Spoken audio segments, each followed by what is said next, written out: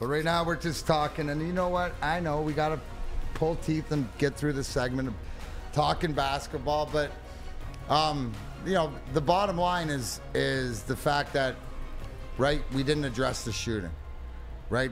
Is that still a concern with you, or what we addressed as far as getting the best available talent, a guy who maybe can help out and set the tone of Monty Williams does defensively? You got the right guy. So moving ahead, we all good with the way that the draft went down? I think we are. I think, you know, there weren't any surprises like we talked about. I think these guys will be taught a work ethic and a way of going about their business where they will improve. You know, if they buy in, they'll improve. The shooting will get better. I know the defense will be better. I'm not even worried about that because I know, you know, structurally, foundationally, they'll be fine. And once they have that, then they'll have a true identity defensively, and I think they'll feed off of that on the other end, you know, and get those guys out in passing lanes and get those athletes out in open court where they can really do what they do. Well, and not only the health-wise last year, but absolutely the way that they play. You mentioned it yesterday as far as you can't have transition and you can't have lobs and all this alley-oops and all this other stuff when your back's, you know, facing the other end because you're pulling it out of your net. Taking it out right? the net. So talk about that. It's the biggest thing that Troy Weaver has done is maybe continue to bring that attitude. You know, I see in the chat thread Marcus Sasser. You know, different things like this. I see, like, is it the motor and what Monty Williams wants to bring as far as the system where we're going to see first? Like, do they give, if we see them giving a shit about keeping the ball out of their own, is that where this starts now? Absolutely. And you will see that because that, if you watch, you know, the Suns play, they don't get to a championship, compete for a championship without being great defensively. They were really good defensively, and you don't think of them when you think of Phoenix Suns. Do you think defensively? And then you start naming Chris Paul and Durant and whoever else, and you're like, well, that's just run and gun or outside three isolation stuff like this. But you're telling me is that defense brought them to the table? Absolutely. And until they implemented this, a couple years ago or whatever with Monty Williams' system, then they were unable to get, you know, further along or whatever else. Right. And you saw guys that were, you know, before Monty got there, Booker was just known as what? An offensive juggernaut. Like, people didn't even say defense when you thought about Booker. He was like, oh, he's gonna score. He's gonna get buckets. But then he started competing defensively. Like, you watch him now, he competes. So is Devin Booker a great example about a guy, right? Because then was that the misnomer that he was obviously the elite guy, but didn't give a care about both ends of the, you know, two-way player or whatever like that, which is not true. Right? Which is not true at all. No. Do you see where people get this conception or perception or whatever of Monty Williams coming in, right? Guard-centric guy, what does that mean? Open up the guards? No, it probably means locking down, right, like more so than it's perception. So it does come back to the individual guys and wanting to do that, right? Because it's easy to get guys to buy in on the offensive end because everybody wants to score.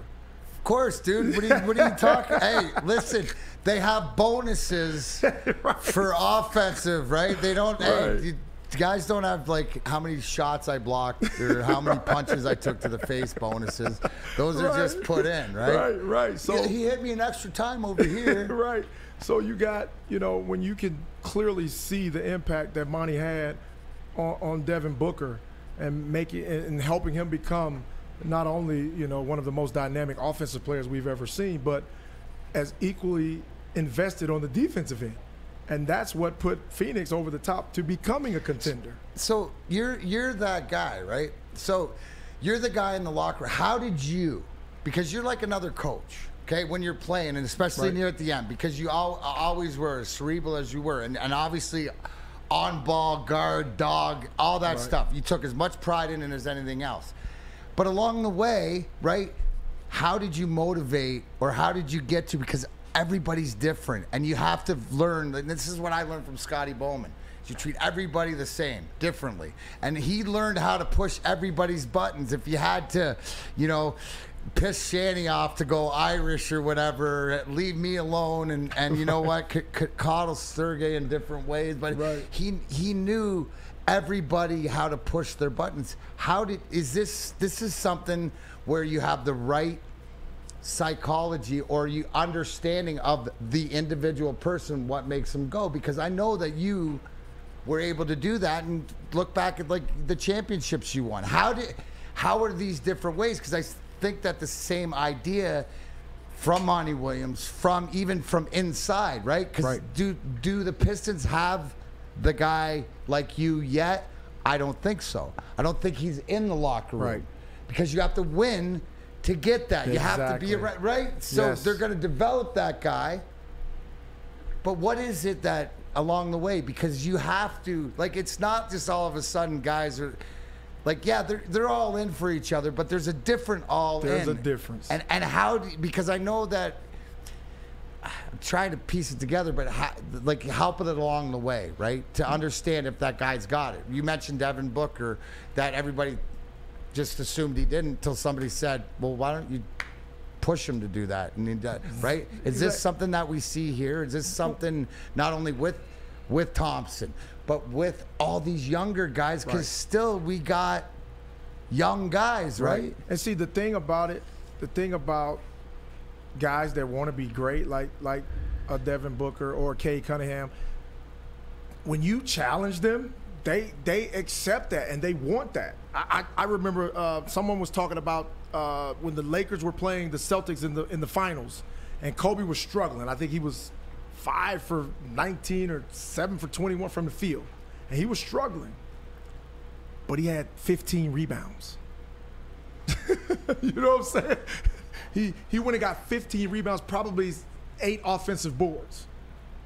You know, so a guy like that, that's when you see a guy that says, I'm playing for my brothers. Tonight, I really don't have it, but guess what I'm going to go do? I'm going to go get 15 to 20 boards, and I'm a 2-guard. So I'm showing by example, hey, yeah, I'm known for scoring, but I want to win. So I'm going to do whatever it takes to win. And that's when you earn the respect of your teammates to say, dang, dude will do whatever it takes to win. And things like that happen through just playing and experiencing it more. Life. You know, yes, life. Like being around each other. Yes. You know, having your boys, yes. having your guys I think back. It's going to take, what you said, it's going to take time for those guys to develop that cohesiveness and that trust.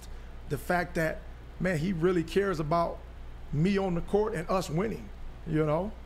And that's where you look and you can look around, right? Because do we not get that sort of, I'm getting that, and I've had that sort of feeling that the Pistons are trying to do that, but again, you got to be healthy because you got to have everybody there. So they've been sort of, it's like playing the jam band. Right. They haven't had the original lineup in there yet and what they're doing, but I think they can get there. To what you're talking about is exactly what we're feeling out of Allen Park, right? Why we're so hyped or whatever. Because every one of those, and it's OTAs, and you listen to them talk, and every time something comes out, that is because it's real. Right. Right? The Red Wings are getting there, but they're not there yet, and that's the tide that it's coming to, right? There's a big step to be made, and that's interesting. So I guess the question is, if you look at what Troy Weaver's put together so far, do you believe that this team can get there? Yeah, look, I told you even before the draft, with Monty coming here. You yesterday pumped them 15 wins and said that you expect, you didn't say expect, but your intonation or whatever that word is, your tone, said the fact that you expect them to be battling for a play-in game. Yes, I expect the Pistons to be fighting for a play-in or 8th or 7th seed. I fully expect them to be right there fighting for it. And I know everybody's going to say, well, they won 17 games. You expect them to win 40? Yes, I do. Whatever that number is to get to the 7th, 8th, 9th, I expect them to be there. Spenny went out on a limb and said biggest turnaround in history till he figured out that Boston had a 42 win history, and he said that he doesn't think we can win 59. But in saying that, it reminds me of sort of what we felt towards last year's Detroit Lions team, and hopefully it works out. So, yeah, so definitely after the draft, you got to be looking at the pieces in the right places, and you hear Troy Weaver and you see when he's dropping, Holly Berry mixes and stuff.